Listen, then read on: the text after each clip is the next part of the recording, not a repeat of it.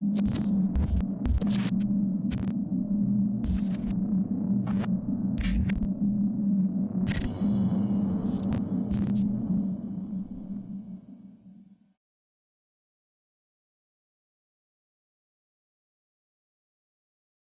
everyone. I'm Anita Cicero, Deputy Director of the Johns Hopkins Center for Health Security, and today I will be your Master of Ceremonies for Event 201. The goal of the Event 201 exercise is to illustrate the potential consequences of a pandemic and the kinds of societal and economic challenges it would pose. The scenario also highlights the very critical role that global business and public-private partnerships play in preparing for and responding to pandemics. Today's scenario is going to simulate meetings of a multi-stakeholder group called the Pandemic Emergency Board. The impacts of the pandemic on trade and travel. We don't create a humanitarian crisis, and we still maintain an exchange of travel. What benefit is there from those to stay safe, and that has to incorporate some of also know that people will then hide. And the second dimension is that one of these days, one of these epidemic events will be a pandemic, a fast-moving pandemic.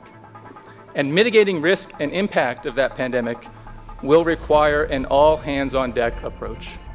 Without a question, epidemic risk has become a global strategic concern. This is a new normal. The scenario you will be presented with this morning could easily become a shared reality one day. I don't think we've ever been in a situation where we have had to respond to so many health emergencies at once. The nature of pandemics is that many countries will be affected at the same time. We have completed external evaluations of surveillance and response systems in over 100 countries and carried out more than 50 simulation exercises at country level, looking for vulnerabilities and weaknesses in national systems. And with that, here in New York and online, welcome to Event 201. As you've just heard, the outbreak is very worrisome. The vast majority of cases are occurring in Brazil and other South American countries.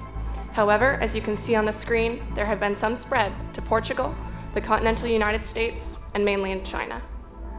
Our models project that with continued spread in Latin America and predicted spread to additional countries, we could be looking at double the number of cases in 1 week and 16 times as many in a month if we are not able to stop the spread. That would be on the order of 500,000 cases, and it would continue to rise exponentially. In 3 months, we could be approaching 10 million cases. We are also tracking financial markets as an indicator of the economic impacts of caps. While markets are down worldwide in the past couple of weeks, they are still positive for the year. First emerging policy crisis for which we need this board's recommendations regards global allocation and distribution of medical countermeasures. And by medical countermeasures, we mean vaccines, drugs, and diagnostics and other medical supplies to help us combat the CAPS pandemic. I know we would all agree that if we had a vaccine in hand for CAPS, it'd be a game changer. But leading vaccine experts say a vaccine in the near term is highly unlikely. In addition to global public health crisis, CAPS is creating havoc with the trade and travel industries.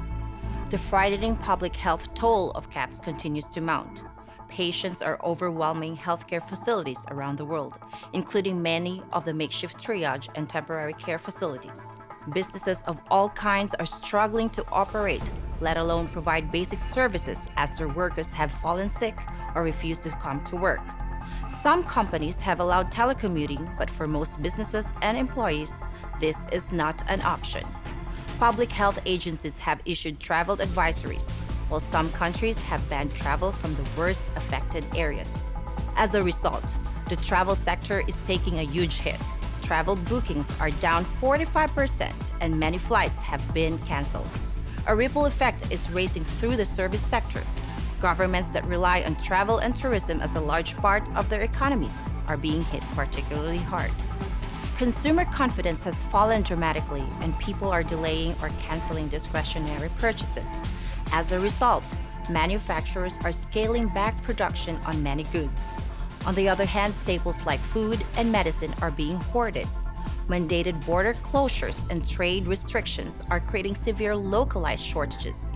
The Purchasing Managers' Index suffered its sharpest decline in 50 years, a leading indicator that markets are preparing for a prolonged period of economic disruption. In some regions, politicians are adding to the noise and confusion through social media.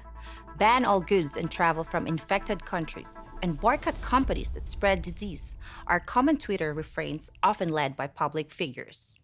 It's safe to say we face a tough dilemma. The movement of people may facilitate the spread of CAPS, but interruptions to travel and trade may have economic consequences that are just as bad. Travel poses real health risks, both of spreading the disease and of travelers getting sick.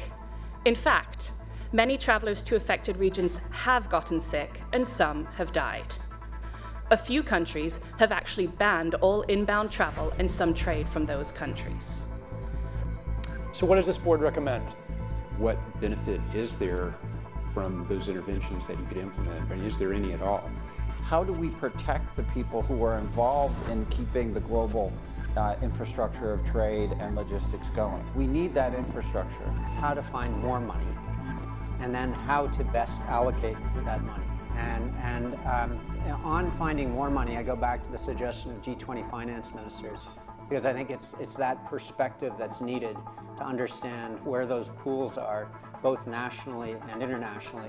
All this, when you are talking about a prioritized fund, definitely you need a centralized and coordinated effort.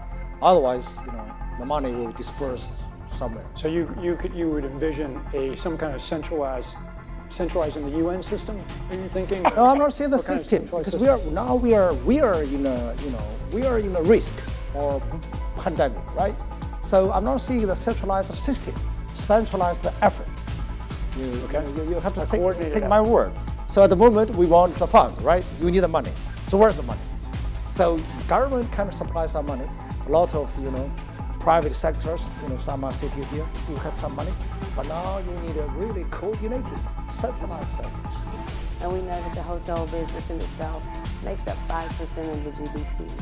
And with that being said, we also have to make account for that when we're trying to increase funding and look for extra ways to financially commit to this endeavor that we're on to find a vaccine and to provide resources to. We need to be willing, governments need to be willing to do things that are out of their historical perspective, or for the most part, it's really a war footing that we need to be on, and massive mobilization of resources is appropriate to stem the tide of this event. It can happen quickly. A Marshall-type plan, don't mean to say that exactly, but a Marshall plan, they can go into effect. We have to think out of the box, if I'm allowed to say it that easy. We have to use the international measures that we have, like the World Bank and the IMF, but we also have to be ready national to deal with this. Some governments have now fallen, and that others are teetering, and that there's widespread social unrest, and governments are asking for emergency aid to stabilize their economies. And National governments are considering or have already implemented a range of interventions to combat misinformation. Some governments have taken control of national access to the internet. Others are censoring websites and social media content. And a small number have shut down internet access completely to prevent the spread of misinformation. How can governments, international businesses, international organizations ensure that reliable information is getting to the public and prevent highly damaging and false information, to the extent that's possible, about the pandemic from spreading and causing deepening crisis around the world? Penalties have been put in place for spreading harmful falsehoods, including arrests. But I also think we're at a moment where the social media platforms have to step forward and recognize the moment to assert that they're a technology platform and not a broadcaster is over.